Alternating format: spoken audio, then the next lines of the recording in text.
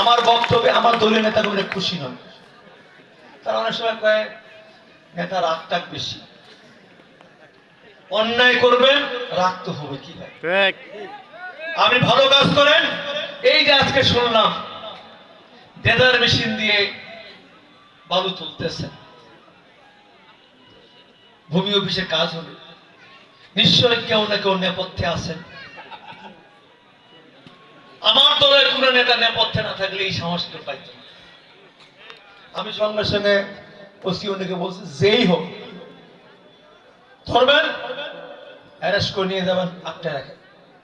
কারণ সরকার যেটা বলছে, সরকার যেটা করতে বলেছে, আমরা সেইভাবে করব, সেইভাবে কাজ করে মানুষের মন জয় করার চেষ্টা হবে। আবার বলি,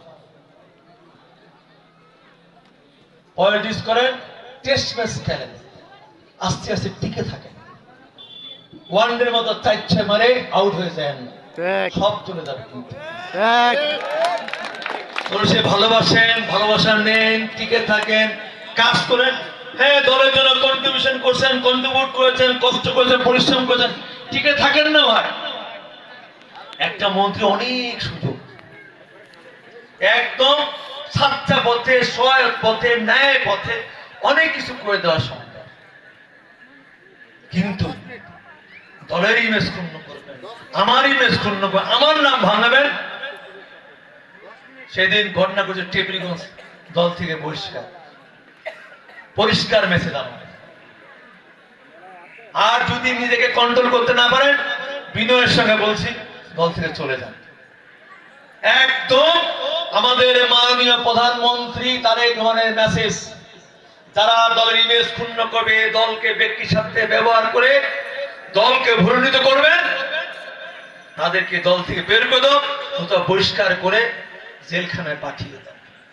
মেসেজ ক্লিয়ার।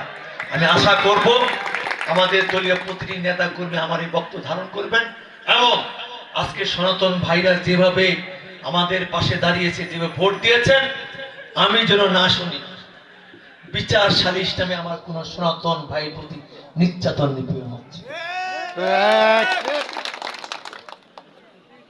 আপনার বিচার করা দায়িত্ব নয়। কাগজ ঠিক, জমির কাগজ ঠিক আছে, এই যে ওসি সাহেব আছেন, ইউনূস সাহেব আছেন, এসপিএন আছেন, তারা দেখবে। আপনি কারো ব্যক্তিগত হয় এইখানে করবেন, যেটা